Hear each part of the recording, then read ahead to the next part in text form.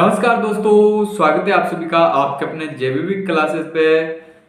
मैं रवि विश्वास आज आपके लिए लाया हूँ क्लास 12th का इंग्लिश का जो लास्ट लेसन, जो फर्स्ट लेसन था उसका नाम क्या है, द लास्ट लेसन। तो द लास्ट लेसन के जो अपन ने जो पहला वाला वीडियो देखा था उसमें उसकी जो थ्योरी थी, मतलब किस प्रकार की जो चैप्टर की जो स्टोरी थी उसको अपन ने यहाँ पे डिस्कस कर लिया था। मतलब वो चैप्टर क्या हो गया था अपना यहाँ पे डिस्कस हो गया था। इसके बाद अपन क्या करेंगे, आज उसके जो क्वेश्चंस है और उनके जो आंसर बनते हैं उनको अपन यहाँ पे डिस्कस करेंगे।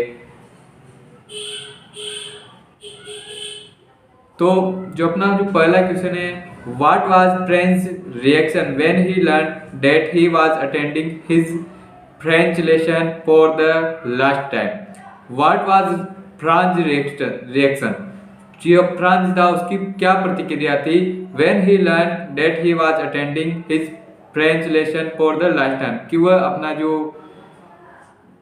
लेसन है, कौन सा वाला फ्रेंच का जो लेसन है वह आखिरी बार क्या कर रहा है, अटेंड कर रहा है। तो उसकी क्या प्रतिक्रिया है जब उसने ये जाना, तो उसकी प्रतिक्रिया क्या थी, उसकी प्रतिक्रिया क्या थी। तो he felt sorry that he had not learned his lesson and waste his time in seeking birds egg and going sliding on the shore. He felt that his books, which were such a nuisance a while ago and heavy to carry, were now like old friend that he did not want to give up it. तो उसकी जो reaction थी, उसकी जो प्रतिक्रिया थी, तो सबसे पहले उसने क्या फील किया, सॉरी फील किया। उसको क्या हुआ, बहुत ही ज्यादा दुख हुआ। That he had not learn his lesson, कि उसने अपने जो लेसन से वो याद नहीं किया है, लर्न नहीं किया है। And waste his time in seeking birds egg, जो उसने अपना जो टाइम था किसमें वेस्ट कर दिया है, सेकिंग बर्ड्स इग यानी कि जो पक्षियों के जो अंडे थे उनको खोजने में। And going sliding on the सार, और सार पे क्या करने में, स्लाइड करने में अपना टाइम वेस्ट कर दिया।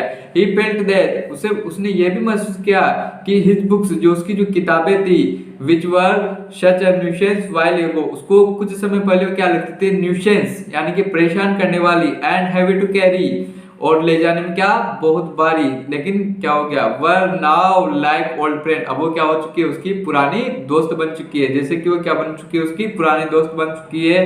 Date he did not want to give up at all, वो इनको कभी छोड़ना नहीं चाहता। इसके अलावा आप इस क्वेश्चन में ये भी लिख सकते हो कि वो अपना जो टीचर था, क्या नाम था उसका, एम हेमल, उसका जो क्रंकी जो एटीट्यूड था या क्रंकी जो उसका बिहेवियर था उसको, और उसके जो आयरन रूलर था उसको भी वो क्या हो जाता है, फॉरगेट, भूल जाता है। क्या हो जाता है, भूल जाता है, जब उसको ये पता चलता है कि वो अपना कौन सा लेसन, फ्रेंच का कौन सा लेसन अटेंड कर रहा है, तो लास्ट लेसन अटेंड कर रहा है। इसके बाद अगला क्वेश्चन है, तो अब अपन देखेंगे जो अपना जो दूसरा क्वेश्चन था उसको, what did French notice that was unusual about the school that day, जो फ्रेंच ने स्कूल में उस दिन क्या अनयूजुअल नोटिस किया, फ्रेंच ने उस दिन क्या अनयूजुअल नोटिस किया, कहाँ पे, स्कूल में। तो उसने क्या अनयूजुअल नोटिस किया था उस दिन, तो French notice a crowd in front of the bulletin board, French ने क्या नोटिस किया कि बुलेटिन बोर्ड के सामने क्या है, एक क्राउड है, मतलब बहुत बड़ी भीड़ है।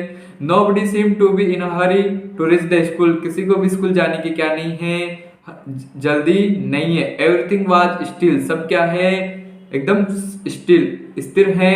There was no commotion that day and everything was as quite as a Sunday morning, सब क्या है, अब सब क्या है, स्थिर है, और वो किसकी तरह लग रहा है, जैसे कि कोई संडे मॉर्निंग हो। Even mister Hamel was not annoyed when Franz walk into the classroom late, जो एम हेमल था उसके जो टीचर थे उन्होंने भी क्या नहीं किया, फ्रेंच को नहीं डांटा, जबकि क्या हुआ था, फ्रेंच का कैसे गया था, लेट गया था। इसके अलावा वहां पे वैसे तो 4 अनयूजुअल थिंग्स जो स्कूल में हुई थी उनको फ्रेंच ने नोटिस किया था, जो अपन ने वहां पे डिस्कस की थी। क्या थी कि जो स्कूल था वो कैसे था, संडे मॉर्निंग की तरह एकदम क्वाइट था। उसके बाद जो दूसरा वाला था कि एम हेमल ने उसको नहीं डांटा, स्कोल्ड नहीं किया। उसके अलावा जो तीसरा वाला था वो भी अपन यहाँ पे लिख सकते हैं, कौन सा, क्या था, जो एम हेमल था अपनी जो संडे बेस्ट क्लोथ से उसमें आया था, जो कहाँ पे पहनता था, वो हमेशा इंस्पेक्शन वाले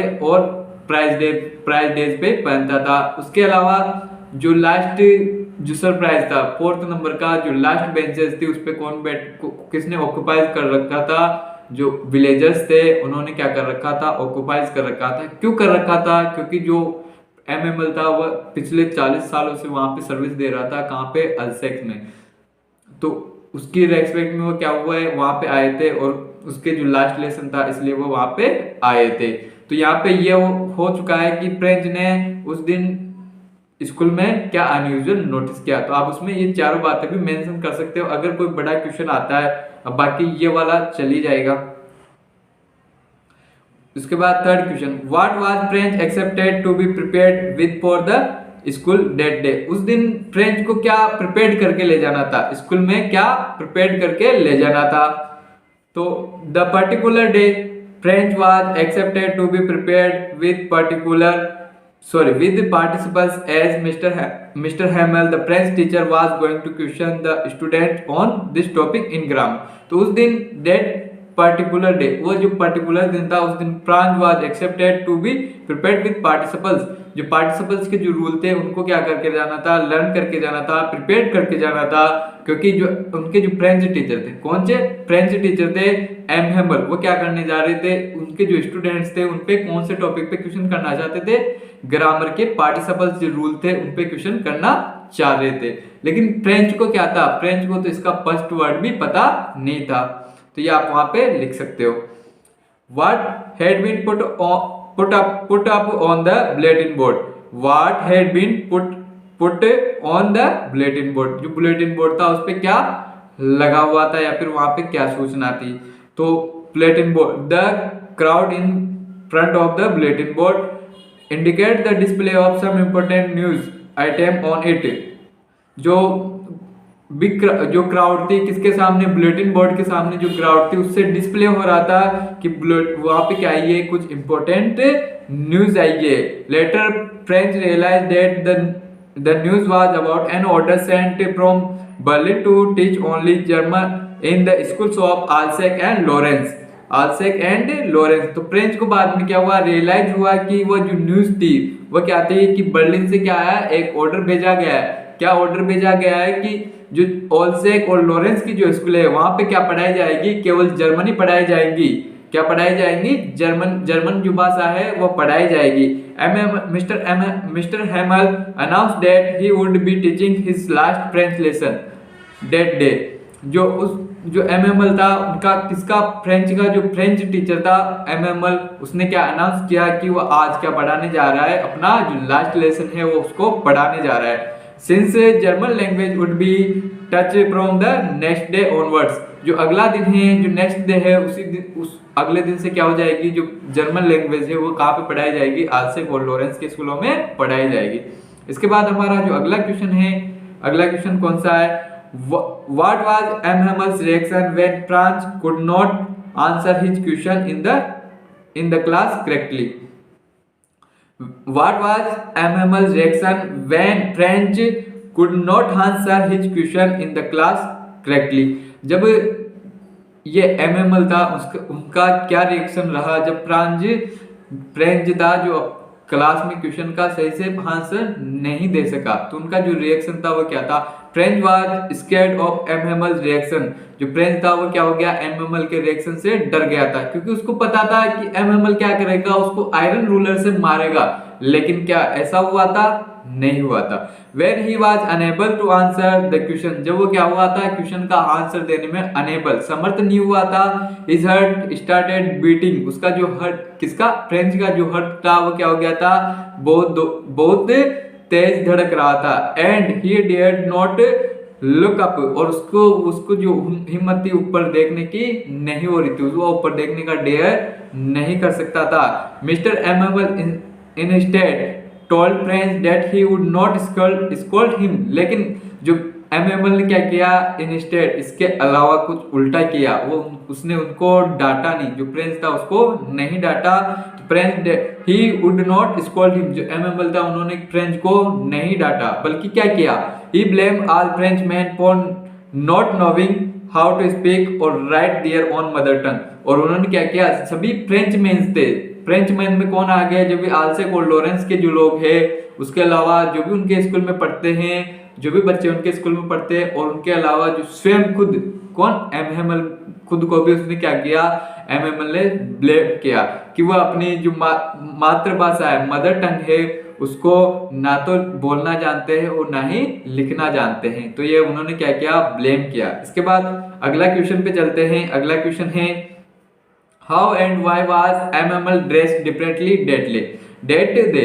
how and why was M Hamel dressed differently that day. उस दिन जो एमहेमल थे वह डिफरेंट, अलग प्रकार के ड्रेस में कैसे और क्यों थे, कैसे और क्यों थे। तो एमहेमल जो डिफरेंट प्रकार के ड्रेस थे उसमें क्यों थे। तो M Hamel was dressed differently on that day.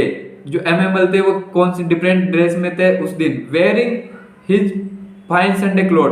वो अपने क्या पहने हुए थे, अपने जो संडे क्लॉथ थे उनको पहना हुआ था। उसमें क्या पहन रखा था, ब्यूटीफुल ग्रीन कोट। क्या पहन रखा था, beautiful green coat, frilled shirt and the little black silk cap. क्या पहन रखा था, ब्यूटीफुल ग्रीन कोट और frilled shirt and the little black silk cap पहन रखी थी, all embroider. He never used to wear these except on inspection and prize days। वो केवल इनको कब पहनता था, जब क्या होता था, या तो प्राइज डे का दिन होता था, या फिर इंस्पेक्शन कोई निरीक्षण होता था उस दिन पहनता था। He knew that it was his last lesson and it was in honor of this last lesson that he had put on his fine clothes। तो ही न्यू डेट, वो जानता था, it was his last lesson, ये क्या है, उसका last lesson है, and और it was in honour of this last lesson, और वो जो लास्ट लेसन है उसके होनर में, उसके सम्मान में उसने ये जो संडे क्लॉथ से जो स्पेशल जो ड्रेस थी उसको पहना। इसलिए उन्होंने क्या किया, स्पेशल ड्रेस को पहना। आई होप आपको जो क्वेश्चन है वो समझ में आए होंगे। इसके अलावा बाकी जो क्वेश्चन है आप हमारे जो पिछला वाला जो वीडियो था, इस चैप्टर का जो थ्योरी वाला जो स्टोरी वाला वीडियो था, उससे देख के आप बना सकते हो। तो आपको वीडियो अगर अच्छा लगे, समझ में आए कंटेंट, तो वीडियो को लाइक करें, शेयर करें, और चैनल पर नए हो तो सब्सक्राइब जरूर करें। Thank you.